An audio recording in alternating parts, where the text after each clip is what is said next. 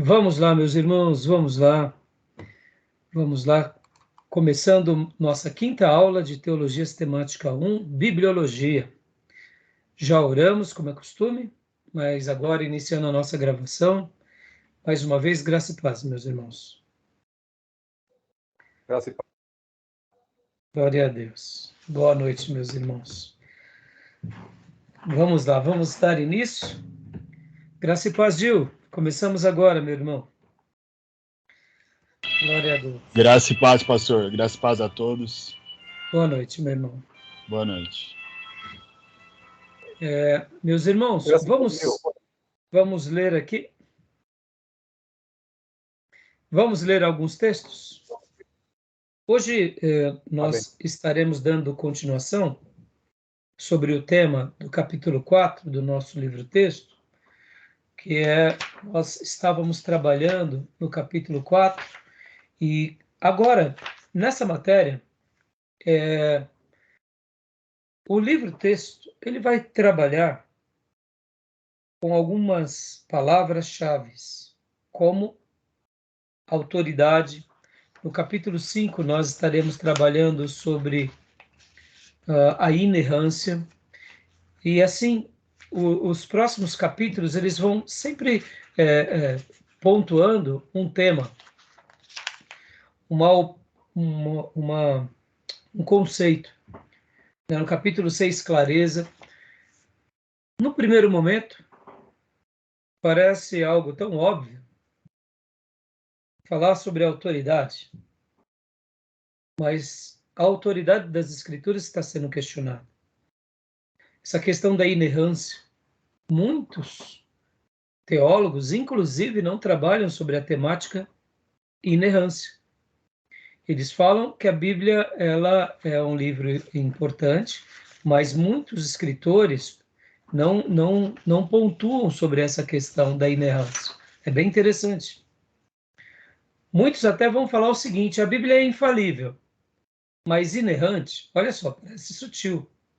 Então, nós estaremos trabalhando durante esses dias, e nas últimas aulas eu quero trabalhar um pouco mais o assunto da revelação. Eu quero ser um pouco mais detalhista sobre esse tema, tá bom? Tá bom até aí? Joia? Então, hoje a gente vai ler alguns versículos, e a gente vai começar agora, e a gente vai continuar no livro-texto. E como eu falei para vocês, nós vamos ir passo a passo, tijolo a tijolo, parede a parede, viga a viga, baldrame a baldrame, porque, irmãos, essa fundamentação, ela vai ser a base da nossa construção para sempre. Como no direito. Direito, se você começa de uma forma, eu diria, tendo instruções talvez não muito boas, a profissão daquela pessoa pode estar comprometida, né? Talvez ele não se torne um bom advogado, um bom juiz, um bom delegado. A base é realmente muito importante. E podem ver que teologia sistemática começa com bibliologia, porque a grande proposta é falar o seguinte para cada filho de Deus e para cada aluno, no caso, né? Olha, nós estamos aqui por causa das Escrituras, só por causa das Escrituras. E como eu trabalhei bastante na quarta aula, a Igreja Católica Apostólica Romana, ela tem as Escrituras e tem a tradição. Olha onde eles chegaram. Olha como eles são diferentes da gente. Nós não queremos preservar pela tradição como são os católicos. Nós dizemos que a tradição, dependendo dela, pode ser uma boa tradição ou uma péssima tradição. Porque as Escrituras estão acima de qualquer coisa, inclusive da tradição. Tá bom, meus irmãos? Beleza? Então, antes da gente ler o texto bíblico, né, eu quero sempre desafiar vocês a lerem muito os materiais do livro-texto, relerem, terem uma leitura de muita qualidade, quando não entenderem, anotarem, para que a gente possa debater aqui na classe, porque, como eu disse, irmãos, e repito, tudo isso vai ser o fundamento da nossa fé. Deixa eu ensinar uma coisa aqui para vocês. Você sabia que as nossas orações, elas declaram o nosso credo? As nossas orações, elas, sem que percebamos, ela é uma das maiores declarações do nosso credo. Ou seja, a nossa oração, quando oramos a Deus de forma espontânea, ou talvez de uma forma coletiva, mas sempre vai definir o que de fato acreditamos de todo o coração. Uma pessoa que tem uma construção das doutrinas bíblicas muito dentro dela, essa pessoa, na hora de orar, ela põe tudo isso para fora. Pastor, mas e se a pessoa está chorando? Não tem problema nenhum. A pessoa vai estar chorando e vai estar declarando o credo dela. O que é um credo?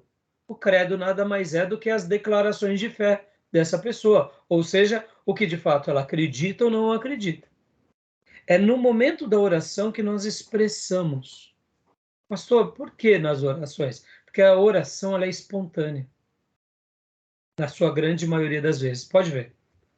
Se eu tenho dentro de mim uma ideia de que eu mando em Deus, na minha oração eu começo a fazer o quê?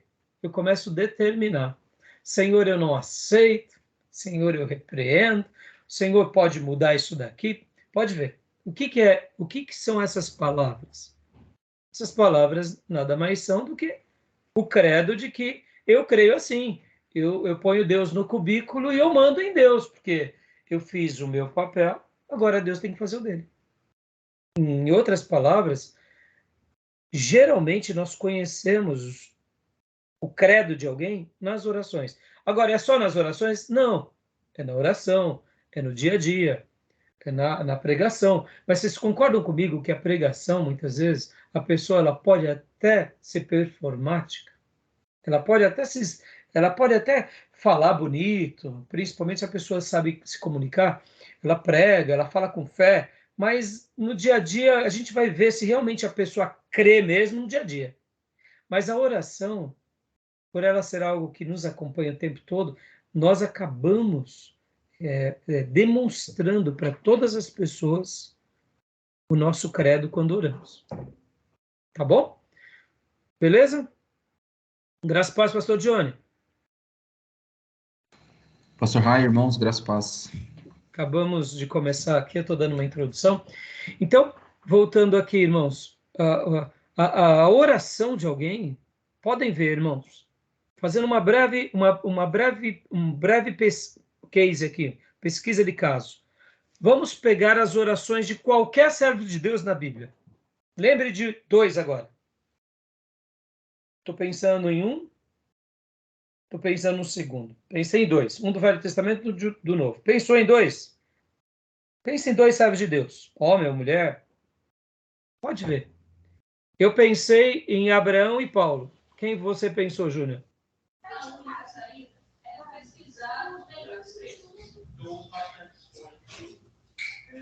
Júnior? Wesley?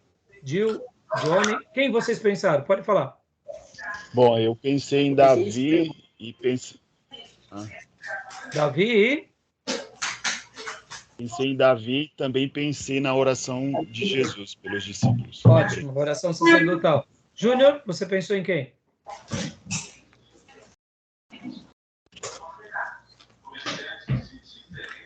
Estevão e Ana.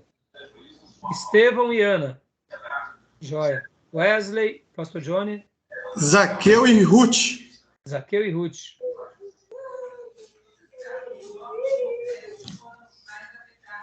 Jesus e, no Antigo Testamento, o próprio Abraão.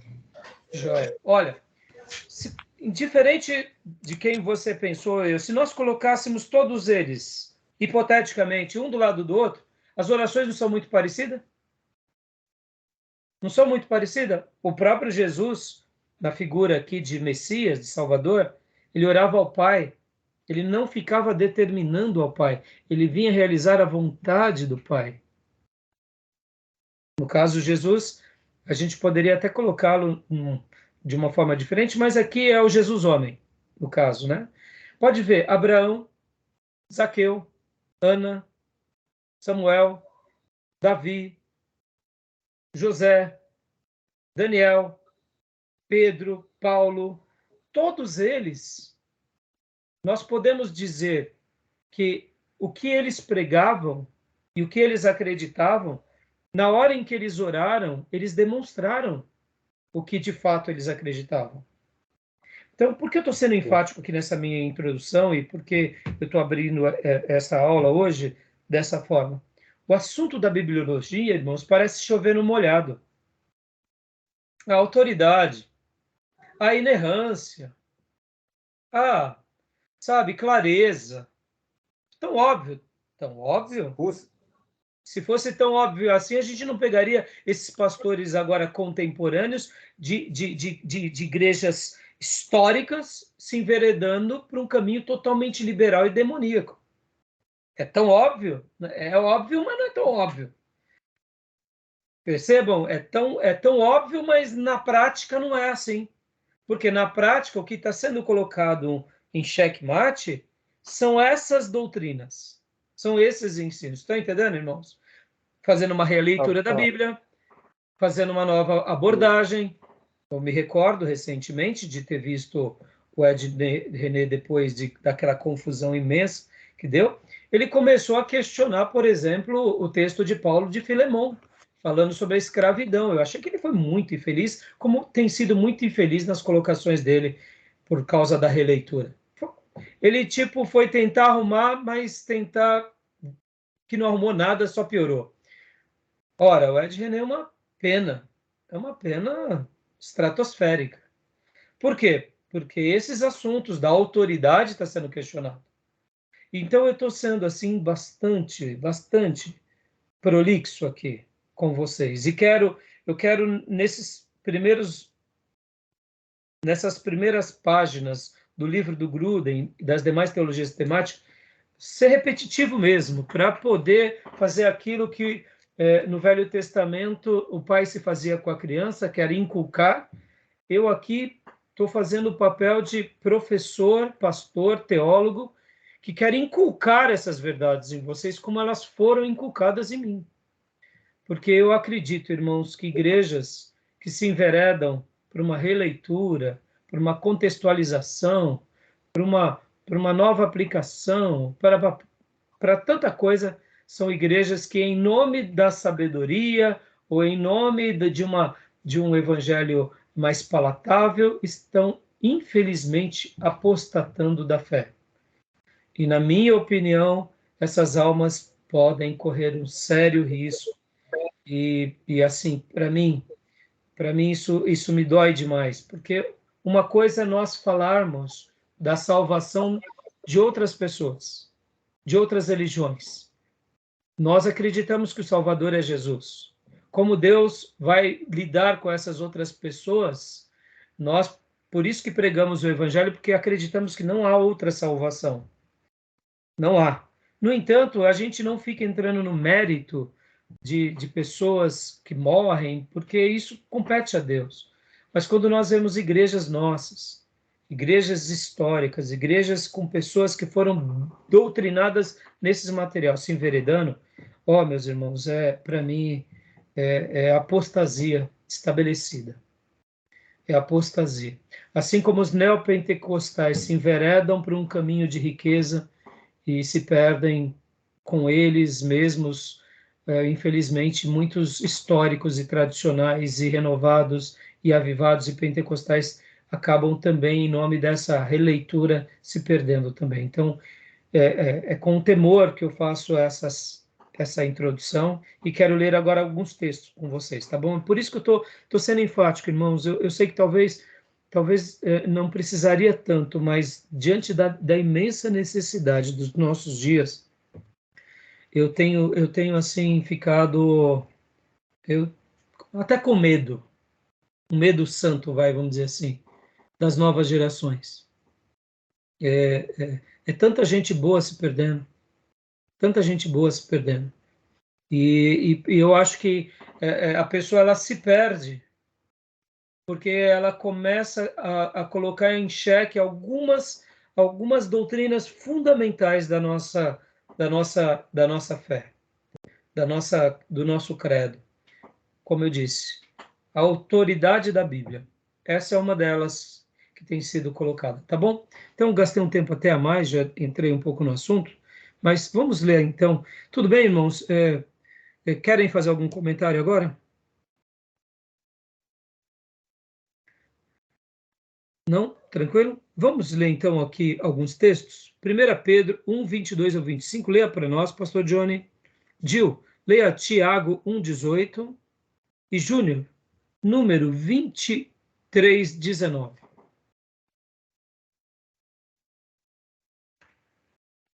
Pastor, o senhor pode repetir 1 de Pedro 1 Pedro 1, 22 ao 25. 22 a 25. Isso. Joia. Posso? Pode ler.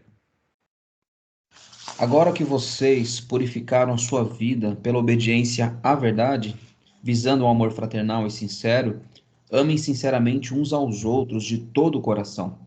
Vocês foram regenerados, não de uma semente perecível, mas imperecível, por meio da palavra de Deus, viva e permanente.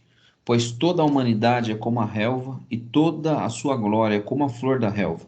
A relva murcha e cai a sua flor, mas a palavra do Senhor permanece para sempre. Essa é a palavra que foi anunciada a vocês. Aleluia. Quero só reprisar que o novo nascimento e tudo isso que acontece dentro de nós é pelo poder da palavra. Ponto.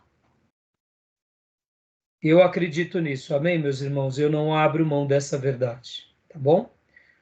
Então, fica aqui essa ideia. Nós fomos trabalhados por Deus por meio da palavra.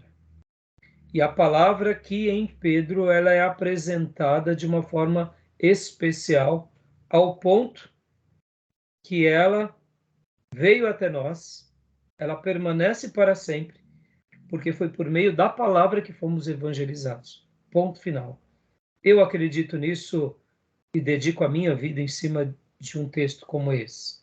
Eu não tenho dúvida. E podem ver que Pedro começa falando obediência à verdade. É claro, irmãos. É tão simples, irmãos, mas tem sido tão distorcido isso. Tá bom? Tiago 1, 18.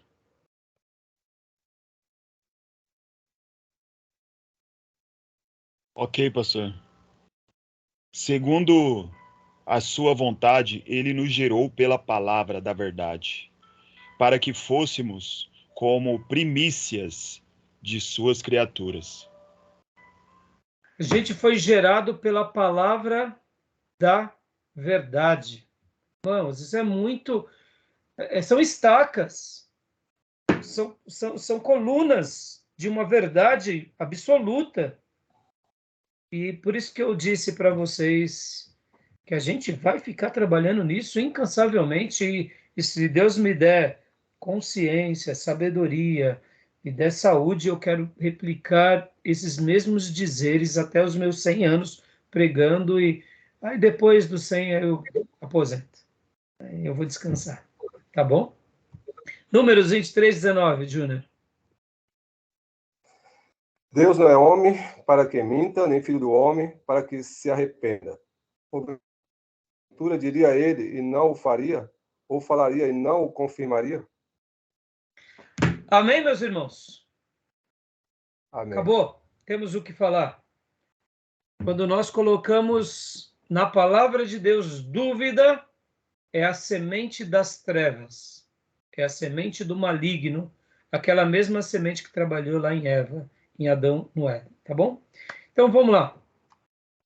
Maísa, paz, filha. Diga, Júnior. Tem uma indagação a fazer. Pode falar. Lá em Romano diz que a fé vem pelo ouvir. E ouvir a palavra de Deus. Então, mas aí tem muita gente que entende que seria assim, que sobre esse texto, né? aquela forma que a gente aborda uma pessoa evangelizando, e a nossa forma de interpretar os textos bíblicos, né? João, palavra de Deus, enfim, que conduz à salvação. Não seria o texto literalmente, porque geralmente o pessoal que não vai abordar não lê o texto literalmente, não lê João 3,16, não lê os textos, Litzlir, né? Sim. A própria da lei. Mas o que a gente às vezes nem está com a Bíblia e lembramos e tecemos considerações acerca dos textos de salvação. Deu para entender? Deu. O que o Júnior está colocando aqui, irmãos, é assim: eu estou pregando para uma pessoa, eu estou falando do amor de Jesus, mas eu não estou citando João 3,16 na íntegra. Mas eu estou falando, olha, ele é o teu Salvador, ele te ama. É isso. Então, Júnior, deixa eu só te dizer aqui. Essa pessoa que está pregando, a síntese da pregação dela é a palavra? É a palavra. Concorda? Nós não estamos fazendo um trabalho aqui do Hobbes, que vocês estão tendo que colocar a síntese de um versículo? Salmo 23, a síntese. O Senhor é o nosso pastor. Todos nós somos ovelhas dele. Ele vai estar conosco em qualquer situação, até a eternidade. É uma síntese. Você pode fazer a sua síntese, eu posso fazer a minha. Agora, olha que interessante. Diante dessa síntese, o Espírito Santo vai trabalhar, porque as minhas palavras não são apenas minhas, mas são palavras que estão respaldadas nas Escrituras. Por isso que Deus tem compromisso com a palavra dele. Está entendendo? Então, a fé vem pelo ouvir e o ouvir da palavra de Deus, porque aquele que está proclamando está falando da parte de Deus. Segundo a peneira ou o crivo, né? Nós usamos muito a expressão crivo. O que é um crivo? É uma peneira. Então, quando eu acabei de dizer, por exemplo, o Salmo 23 com as minhas palavras, e vocês diriam o Salmo 23 com as palavras de vocês, pode ver que ele passa pela peneira. Olha só, olha como não passaria. O Senhor é o meu pastor e a Senhora é minha pastora. Nada me faltará. Opa, passou? Ih, ficou uma pedra aqui, na peneira. Ficou? Quem é a pedra? Senhor. A senhora. O Senhor é o meu pastor e os santos apóstolos são o intercessor. Porque eles... Opa, Maria... Eita, e ficou uma pedra na peneira? Vamos aplicar. Ficou uma pedra. E aí o Espírito Santo vai trabalhar nisso? Não vai. Por quê? Porque ele tem que passar pelo crivo da peneira. Então, muitas vezes, Júnior, a fé vem pelo ouvir e ouvir pela palavra de Deus. Ali está falando sobre a proclamação do evangelho na boca de alguém. E está falando sobre o ouvinte que, ao ouvir a palavra, ou seja ela na íntegra, ipsis literis, ou seja ela como a ideia, isso gera nele fé. Por quê? Porque o Espírito Santo trabalha naquela vida por meio do instrumento que é a palavra. E não tem como não crescer. E aí, parafraseando isso, nós lembramos do profeta Isaías. A minha palavra não volta para mim vazia. Irmãos, nós fazemos uma leitura desse texto, que é só bênção nesse texto. Não, não é só bênção. A palavra de Deus não vai voltar para Deus vazia. De que forma? Levando salvação para aqueles que creem e levando condenação para aqueles que rejeitam. Voltou? Vazia? Não voltou. Não. Atingiu. É um objetivo. Salvando, né? Que é o objetivo número 1, e condenando, já que a pessoa desprezou o quê? O Filho de Deus. Então, Júnior, quando a gente afirma essas palavras, e você fez a citação de Paulo em Romanos, não é dizendo como que Deus trabalha. Por que a gente usa esse termo? Deus tem compromisso com a sua palavra. Porque a gente acabou de ler Números 23, 19, Tiago 1, 18, 1 Pedro 1, 22, 25, e poderíamos ler e citar muitos outros textos. Você pode ver que o Espírito Santo sempre vai nos conduzir à palavra. E pode ver que ele é o autor da palavra. Eu já disse e vou repetir mais uma vez aqui para vocês. Existem duas coisas no nosso planeta. que contém o Espírito Santo. Que contém. A palavra de Deus contém o hálito, o sopro de Deus. Pode ver que quando Pedro e quando Paulo escreve falando sobre o Espírito Santo de Deus, com relação à composição, que toda escritura ela é inspirada por Deus, é inspirada aqui, é pneuma, ela tem o hálito de Deus, ela tem o sopro de Deus. Pode ver, pneu, é daí onde criamos os nossos pneus, pneuma. Pneumatologia, doutrina do Espírito Santo, ou seja, a Escritura contém o hálito de Deus, ele sopra. Sopra. Deus falou, o profeta profetizou e depois escreveu. Alguns profetizaram, outros escreveram. Então, ela contém. Qual é a segunda coisa que contém o Espírito Santo? Olha que interessante, irmão. Nós, seres humanos, pode ver, Deus nos cria e sopra.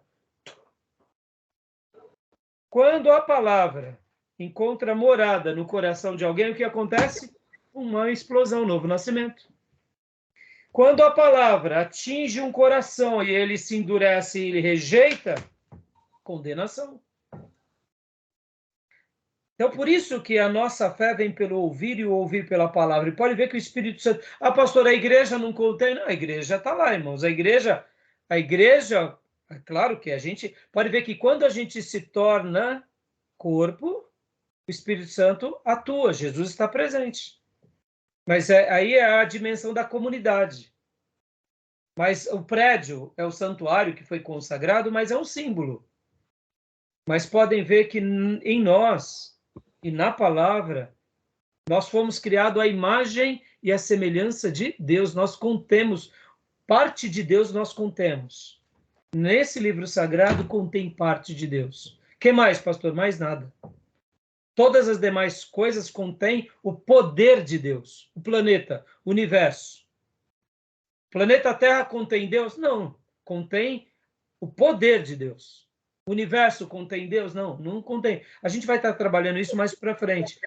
Há filosofias que falam, por exemplo, sobre o panteísmo. O que é o panteísmo? O panteísmo é Deus está em todas as coisas. Todas as coisas. Tudo então, contém Deus está na xícara. Deus está na maçã. Deus está na tecnologia. Deus está na casa. Deus está na mesa, no cachorro. É a ideia lá da Guerra nas Estrelas, né? A força que emana todas essas coisas, ela está. Aí tem o mal, o lado negro, e tem o lado divino, entendeu? Que fica nessa dualidade. Então, essa ideia panteísta, podem ver que o misticismo e o espiritismo vai para isso. Deus está na natureza, a mãe natureza, a força. Pode ver. Isso engana muitas pessoas. Ali não está Deus. Ali contém o quê? O poder de Deus. Deus é uma pessoa. É diferente, está entendendo? Revelação geral, né? Isso, ali a gente vê o quê? Que é o poder de Deus na natureza, nos animais, é uma coisa linda. Bom, agora voltando. Então, essa é a ideia do panteísmo. Existe outra ideia que é do teísmo, do deísmo, que seria mais ou menos o seguinte, irmãos. Deus cria o planeta, cria o ser humano e fica lá no céu e fala assim, se virem. Vamos lá, se virem que vocês são inteligentes. Essa ideia também é uma ideia errada. É uma outra ideia filosófica errada. Podem ver que na revelação, Deus é uma pessoa. Deus é Pai, Deus é Filho, Deus é Espírito Santo. Por isso que logo na doutrina sistemática 1 é bibliologia. Por quê? Porque a gente vai falar o seguinte, não, como nós acreditamos? Como nós, protestantes ortodoxos, nós acreditamos pela revelação. Deus se mostrou para nós pela revelação. Ponto. A partir daí, a gente compreende ele. Mas sem a revelação, a gente pode criar o Deus que a gente quiser. Estão entendendo? Por isso que tudo para nós na teologia sistemática começa com as escrituras. Não começa com a nossa ideia, a ideia filosófica, com o humanismo, com a tradição, não. Porque tudo isso pode ser passível de erro. Pode ver que Jesus e os apóstolos vieram o quê? deixar a palavra. A ideia do relógio, né? Como? A ideia do relógio, que você falou aí, da segunda teoria aí, humanista. Deus faz tudo e abandona, né? Isso, exatamente. Deus faz tudo e abandona. Se vira. Ele se vira. Tipo assim, ó, o relógio é muito bom, é um relógio suíço, ele vai funcionar. Mas não é verdade isso. Pode ver que Deus se relaciona conosco. Então, por isso que, assim, na teologia sistemática, bibliologia, parece assim, ô pastor, é chover no molhado. Não, não vai chover, não é chover no molhado. Os seminários teológicos, muitos se desviaram por causa disso. Foram para o liberalismo em nome do humanismo. E aí surgem os neopentecostais que nem teologia faz, que vai para o lado mercadológico e capitalista e capitalista e pronto. Então, por quê? Porque negocia essa autoridade. Então, é Gadareno. muito sério, irmãos, é muito sério, tá bom? Beleza, meus irmãos? Joia? Tá bom? Agora aqui para a gente ir, né, para as pautas, da onde paramos, por isso que eu falei, irmão, a gente vai ir devagar. Eu sei que o pastor Johnny já é um pastor e já tem uma experiência, o Dio, o obreiro, o Júnior também e tal. Mas, irmãos, no dia a dia a gente se surpreende ver muita coisa sendo feita, inclusive por homens que a gente fala assim, eu jamais imaginei que isso poderia acontecer. Tá bom? Vamos lá. Então, agora deixa eu falar uma coisa aqui antes de pontuar da página que a gente tinha parado para a gente seguir. Eu mencionei em umas aulas anteriores sobre conceitos. Deixa eu te fazer uma pergunta para vocês. O que são conceitos? O que são conceitos? Vamos gastar um tempo aqui. O Júnior fala por último, que ele é advogado, então vamos lá. O que são conceitos? Ideias pré-concebidas, né? Joia. Gil? Princípios. Wesley, o que são conceitos? Ideias pré-concebidas, princípios. O que mais? São conceitos. Vamos lá, Maís. Estou com o irmão Johnny. Tá com o irmão Johnny. Joia, mas... Júnior, vamos lá. Conceito.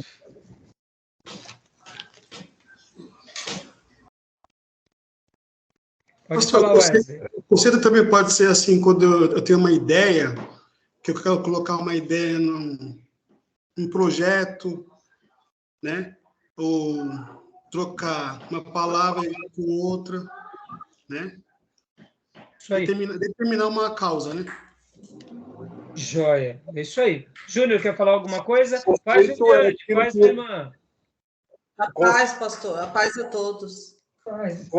O conceito é aquilo que determina, que define uma causa, uma coisa, um objeto. Uma mesa. A mesa é isso, aquilo, aquilo. É o que é. É o que é. Boa. O que é. O conceito é isso, é o que é. Não é o comparação ou coisa e tal. É o que é. O conceito também tem um sinônimo de definição. Defina o que é uma coisa. Joia. Muito bem, Júnior. Joia. No dicionário, conceito, compreensão que alguém tem de uma palavra. É uma noção, concepção, uma ideia. É uma faculdade intelectiva e cognitiva do ser humano, mente, espírito, pensamento. Mas eu gostei muito da sua palavra, Júnior. O que é? Conceito é o que é. Né? Não deixa de ser tudo que vocês falaram. Só a Maísa que pegou uma carona, né, Maísa? Legal, né, Maísa? Espertinha, Maísa, viu? Te falar, né, Maísa? Já vai com os pastores, né? Mais fácil, né, Maísa? Mas todos vocês falaram, e é isso. Conceitos. Achei a minha opinião, pastor. Ele falou primeiro. Pastor Johnny, vou te falar. Eu gosto muito, irmãos. Olha, eu sou apaixonado por máximas, por conceitos e por valores. Sou apaixonado.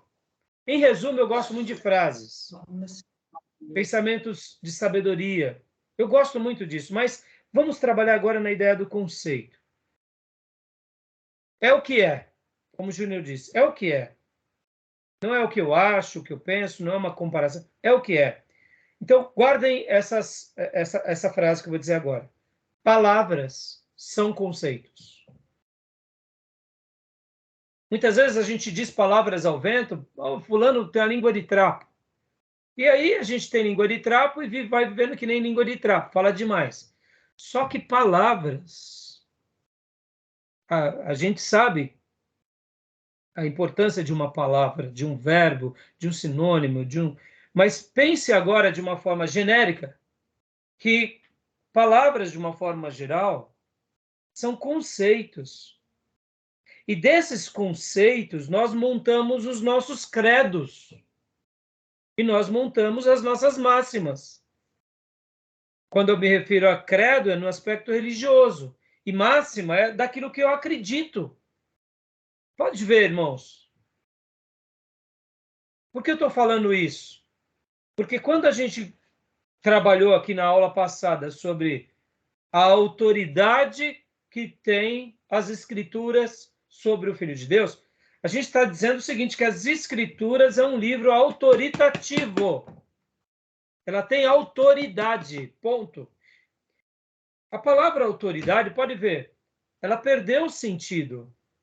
O policial é autoridade, o juiz é autoridade, porque o nosso mundo está tão bagunçado que a gente esquece que essas palavras são conceitos. Eu sei que o Júnior, que trabalha ali na questão da jurisprudência, hoje, principalmente ele, pode dizer até melhor do que nós, as pessoas não têm mais respeito, não têm mais valores. Então, pode qualquer coisa. O certo virou errado, o errado virou certo. Ficou uma bagunça. Os conceitos perderam o seu significado. A mesa não é mais mesa, a mesa virou cachorro. Você come na cadeira e senta na mesa, porque é o que você quer que seja, não é o que de fato é. Né, Júnior? Então, é o rabo que abana o cachorro. É o rabo que abana o cachorro. E se o juiz falar que é o rabo que abana o cachorro, acabou. É o rabo que abana o cachorro. Não é o cachorro que abana o rabo. Parece bobeira, mas é uma troca e uma inversão de valores diabólica.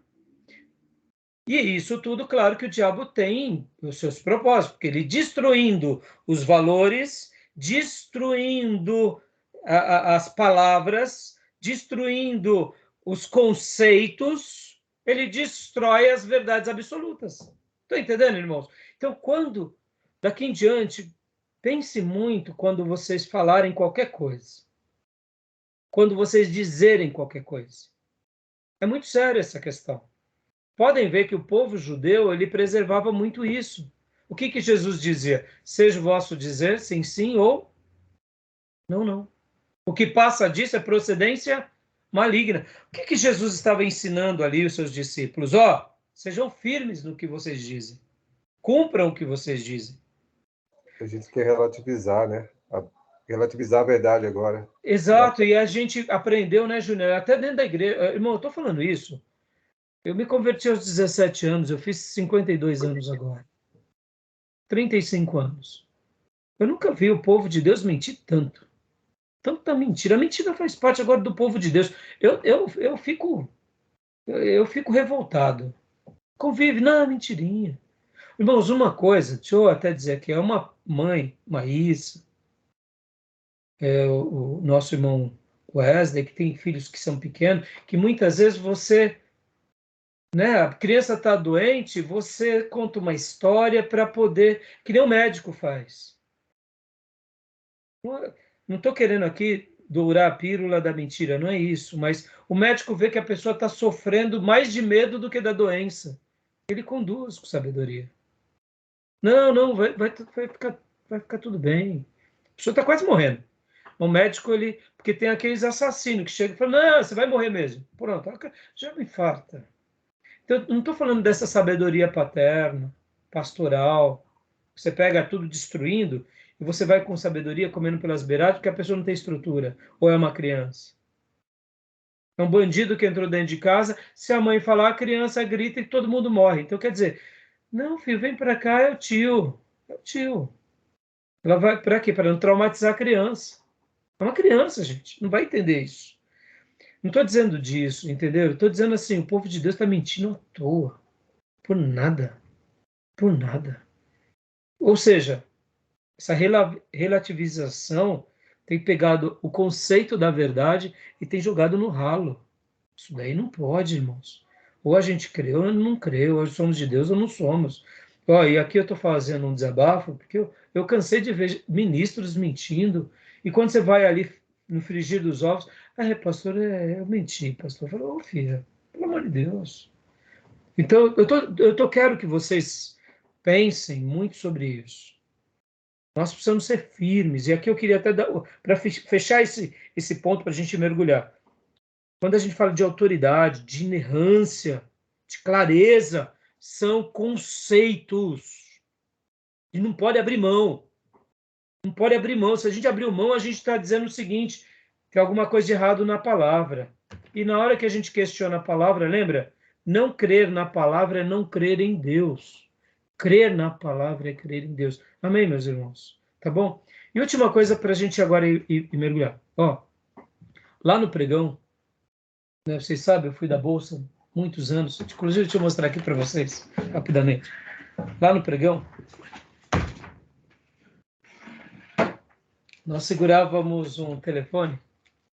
Olha aqui, telefone sem fio. Antes do celular.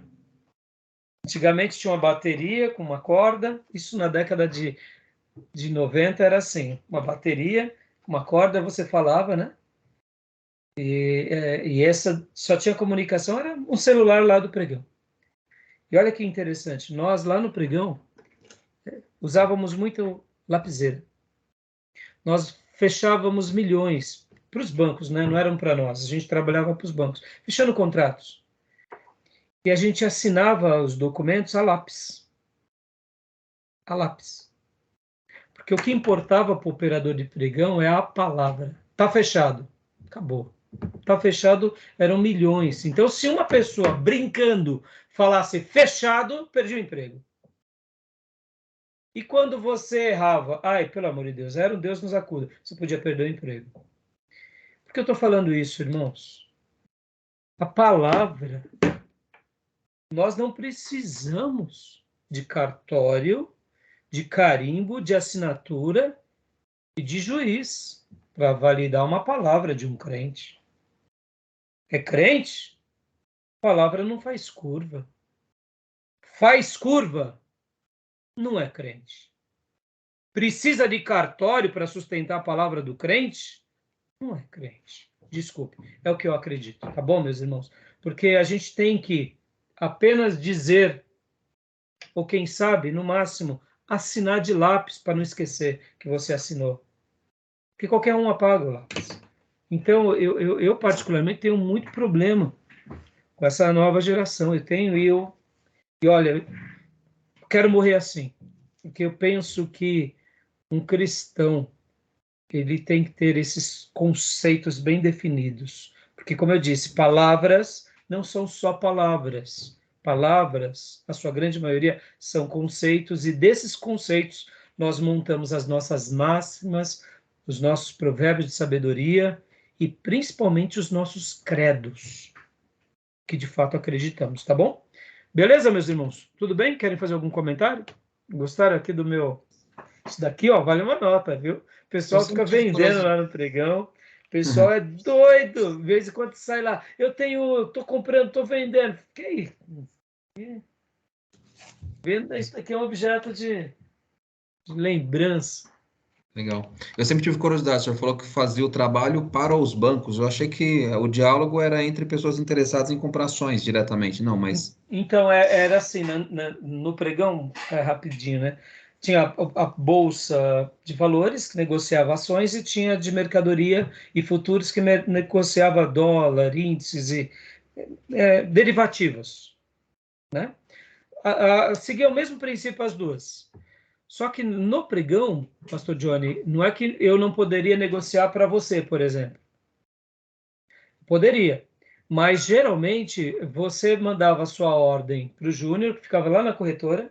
A compra, por exemplo, Vale do Rio Doce. Aí o Júnior ia lá.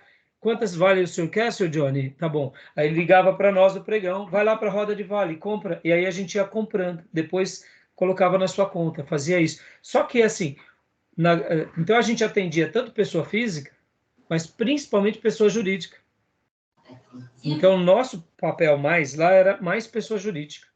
Então, nós ficávamos com os grandes bancos, com as grandes instituições, e eles ficavam fazendo aqueles fluxos de caixa. Então, a quantidade de negociação era muito grande. Hoje, você, para operar no mercado, você abre o home broker e você abre uma conta, faz uma conta cadastro, deposita um valor, e aí você pega e você mesmo compra, né?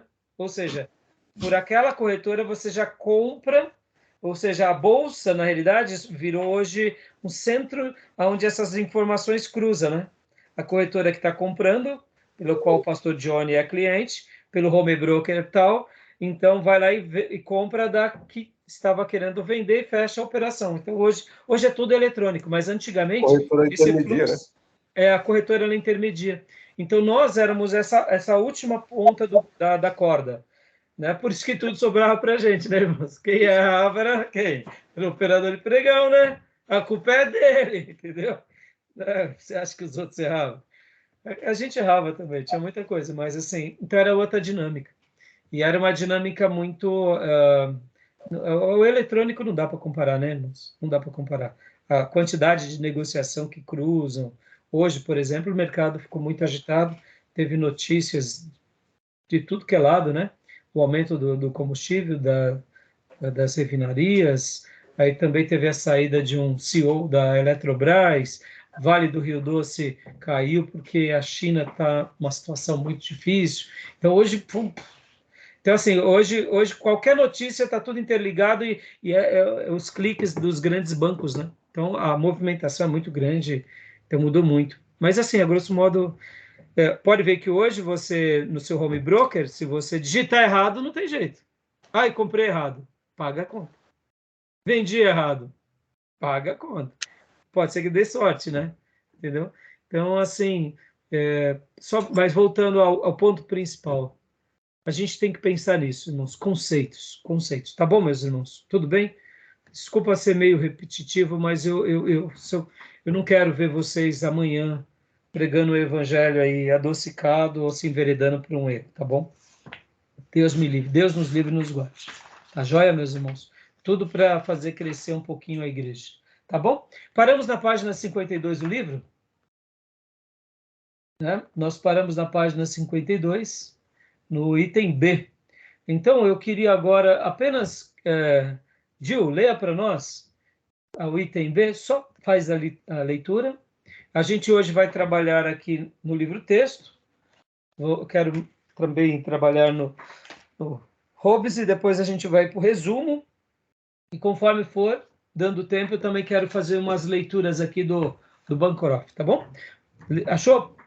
Leia só o B, só Ok.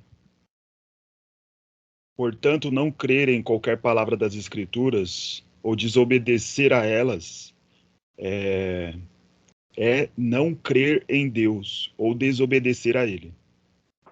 Leu o parágrafo, pastor? Não precisa. A gente já trabalhou semana passada, hoje eu já falei um pouco. Tá bom, meus irmãos? Eu particularmente acredito muito nisso, tá? Pastor, da onde se enveredam os erros? Aí onde entra a grande cilada do diabo. Essa frase é uma máxima. Não crer em qualquer palavra das Escrituras ou desobedecer a elas é não crer em Deus ou desobedecer. Muitos dizem assim, mas isso é óbvio. Mas o que é a Escritura? Como interpretar as Escrituras? Estão entendendo? Vamos lá. Deixa eu fazer uma outra pergunta em cima disso. Quem é que tem razão na interpretação? Vou melhorar a pergunta. Os metodistas têm uma interpretação metodista, concorda? Senão não seria metodista. Os presbiterianos têm uma interpretação presbiteriana. Os batistas têm uma interpretação batista. Os pentecostais da Assembleia de Deus têm uma interpretação pentecostal. E aí, pastor? Quem está certo? Percebam que há uma leitura que fazemos das Escrituras. Então, o problema, a frase em si não tem problema. Aonde entram os engodos das trevas? Tá bom. Como você interpreta as Escrituras? Então, deixa eu até dar a resposta aqui para vocês não ficarem com dúvida. As nossas leituras podem conter erro, mas a Escritura não contém erro, tá bom? Joia? Ao definir isso, nós nos colocamos não mais sob juiz, mas nós nos colocamos como um companheiro das outras igrejas, e assim nós também não nos tornamos arrogantes, concorda? Porque no momento que eu disse a minha interpretação é a correta, eu estou sendo contundente nessa fala de dizer, eu acredito de uma forma que não contém erro. Você acredita de uma forma que contém erro. Ou seja, então, partindo do pressuposto de interpretação, as nossas interpretações podem ser ou melhores ou piores, concorda? No entanto, a questão que está em pauta aqui é a nossa leitura e não as Escrituras. Percebe que são em discussões como essa que as pessoas começam a questionar a leitura e quando vão ver estão questionando a Escritura. Porque a própria Bíblia responde a Bíblia, né? Ela interpreta a Bíblia. Exatamente. E por que a gente vai entrar já no outro capítulo falando sobre a questão da inerrância? Porque é em cima disso. Mas você tem a sua leitura. Mas você tem a sua interpretação. Eu tenho a minha. Então eu não te julgo e você não me julga. Num primeiro momento não tem problema. Mas aí depois vem uma outra questão, ou um outro questionamento que é, mas será que tudo que está escrito de fato é verdade? De fato foi assim mesmo? Será que não contém erros? Aí que entra o caroço de angu. Perceba, quando eu admito que a minha leitura pode não ser a melhor, eu estou sendo humilde. Mas quando eu admito que as Escrituras contêm erro, eu já estou pegando a base da autoridade, já estou fragmentando a autoridade. Estão entendendo? A Bíblia não é um livro de autoridade para nós. Não é autoritativa, ela é autoritativa. Mas se eu falo que ela tem erro, então eu estou comparando ela à minha leitura. A minha leitura pode não ser tão boa como ela, a Escritura, pode não ser também tão correta. Aí pronto. Aí onde vai entrando os caroços de angu e o diabo gosta dessa discussão. E aí é onde vai se surgindo. A habilidade humana, ele quer comparar com a Bíblia, como se fosse falível, como um homem é falível. Exatamente. E aí quando a pessoa não consegue questionar ou quebrar esse argumento, ele vai para outros argumentos. Por isso que esses assuntos nossos, irmãos, não são chover no molhado. E é por isso que eu quero dizer para vocês, e tenho sido enfático em todas as nossas aulas, a palavra de Deus é a verdade. Ela foi o instrumento que o Espírito Santo usou para gerar em nós o novo nascimento. Ela não falha, ela é eterna. Ela não é velha, não é nova, nem é futurística, ela é eterna. Ou seja, esses valores, quando estão introjetados dentro de nós podemos questionar a igreja, o pastor, podemos questionar até as nossas leituras. Mas quando chegamos nela, Amém. Nós não... Pastor, mas por quê? Porque foi assim que fizeram os profetas, irmãos. Deixa eu ilustrar aqui, Irmãos, essa questão da profecia ela é tão importante. Lembram?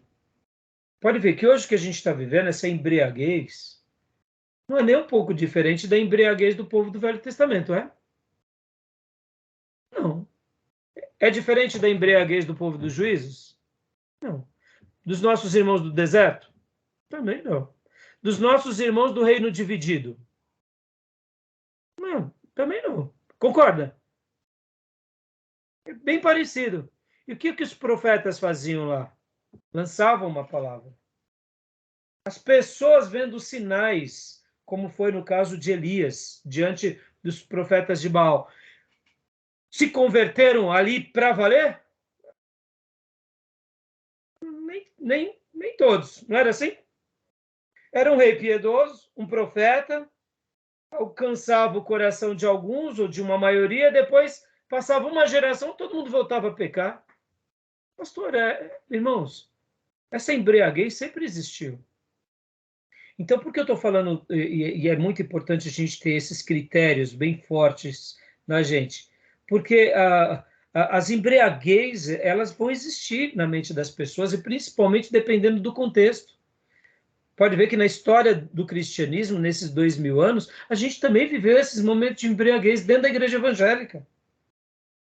Pastor, mesmo depois da reforma, claro que viveu. Vocês conhecem a história de John Bunyan? O escritor do livro Peregrino? Conhece ou não? Não?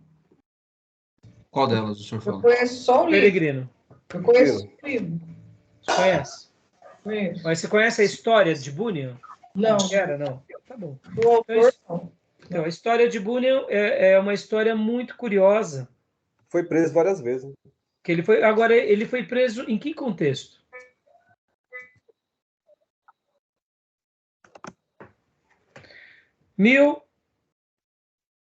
Peregrino foi lançado em 1678.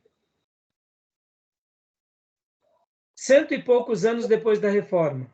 A Reforma abraça a Alemanha, abraça a Inglaterra, a Polônia, toda a Europa. Houve um avivamento ou não? Houve.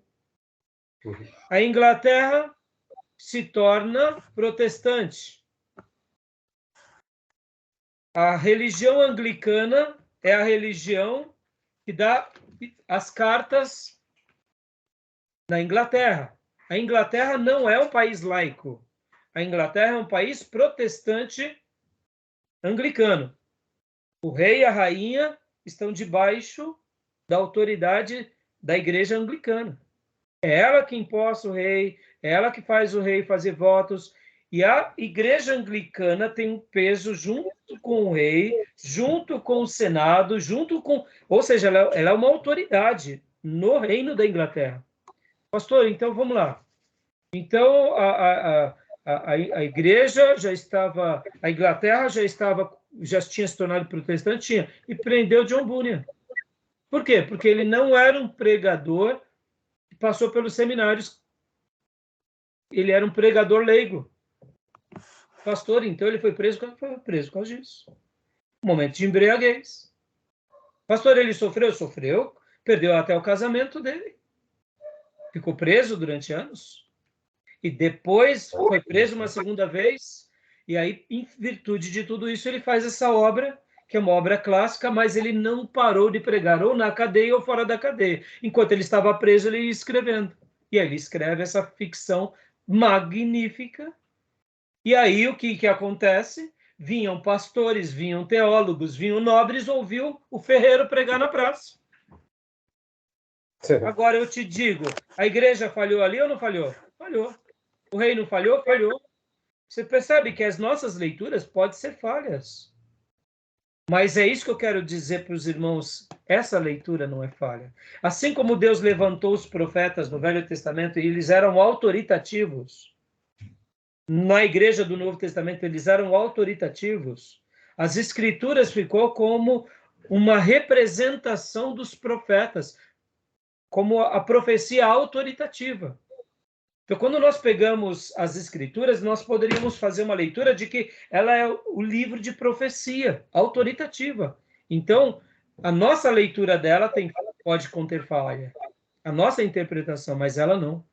Por quê? Porque se a gente começa a fazer uma celeuma, a gente acaba se perdendo sobre essa questão. Tá bom, meus irmãos? Tudo bem? Querem fazer algum comentário? Pode falar. Pastor.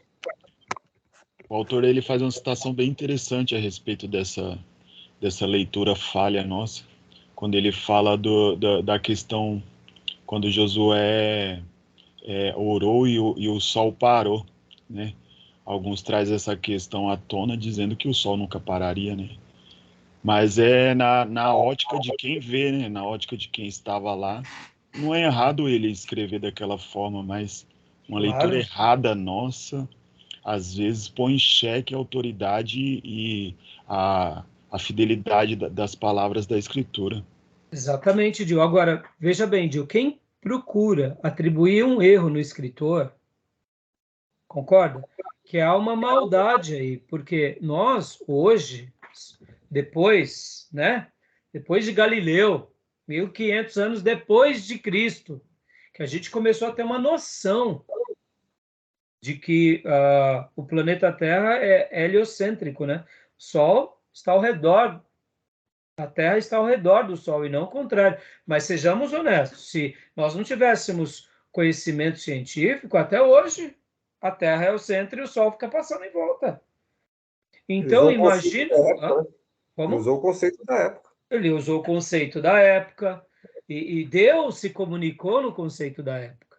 Sim, claro. Mas o milagre não deixou de acontecer.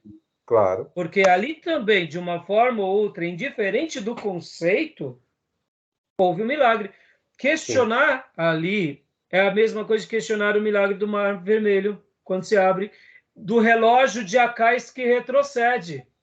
Não, quer piorar do que o Sol parar? É o Sol retroceder. Meu irmão, deu marcha ré no cosmos. Me pergunta isso daí. Eu não sei explicar. Deu marcha ré. Foi isso que aconteceu ali. Concorda? Foi marcha ré. Agora, por que Deus deu marcha ré ali? Deus deu marcha ré para mostrar o seguinte, ó. Sou eu que estou falando com você, Ezequias. E eu estou usando o meu servo, o profeta Isaías.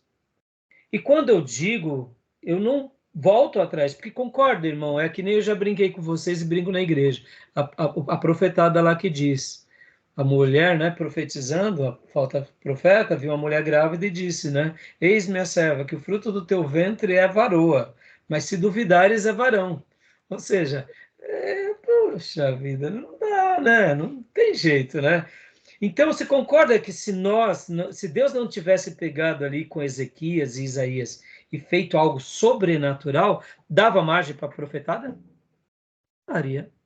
Porque se não acontecer, o que Deus estava dizendo ali? Não, eu tenho controle do cosmos, eu tenho controle espiritual, eu tenho controle do planeta, eu tenho controle do meu vaso, que é profeta, eu tenho controle da tua vida. E vou prolongar 15 anos, já que você orou. Poder da oração, poder divino, poder atuando no nosso presente de forma milagrosa. Ali deu ré, irmãos, porque o relógio de Acás, até fazendo uma menção aqui, o relógio de Acás, vocês têm que lembrar que não tem como. Havia um roteiro em determinada época do ano, no máximo mudava um pouco a sombra do lugar. Eu deduzo, eu não conheço, mas que ele deveria ter as suas curvas por causa das épocas do ano. Por exemplo, nós sabemos que o Sol nasce a leste, mas dependendo da época do ano, ele nasce a leste ou a mais à direita ou mais à esquerda, não é assim?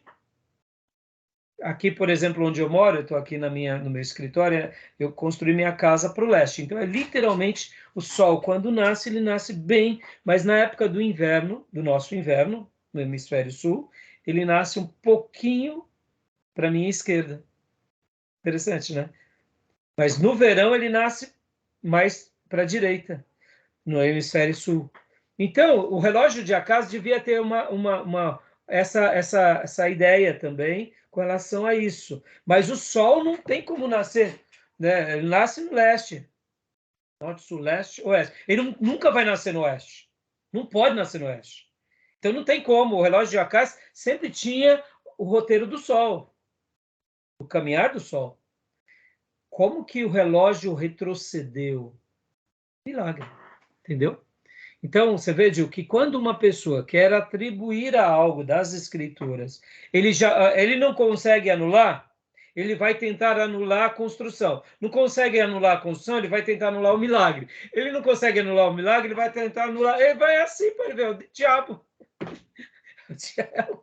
Não é o tinhoso, irmão. Sempre tentando negar a palavra. É o tinhoso, tem tudo.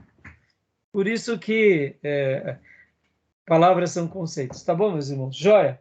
Bom, agora vamos ler aqui na página 52, veracidade das Escrituras. Aliás, deu já mais de uma hora, deixa eu dar uma pausa aqui, tá bom, meus irmãos? Deixa eu dar uma pausa, tá bom? E querem fazer mais algum comentário, alguma pergunta? Tranquilo? Tranquilo? Então vou dar uma pausa e a gente abre uma nova chamada, tá bom?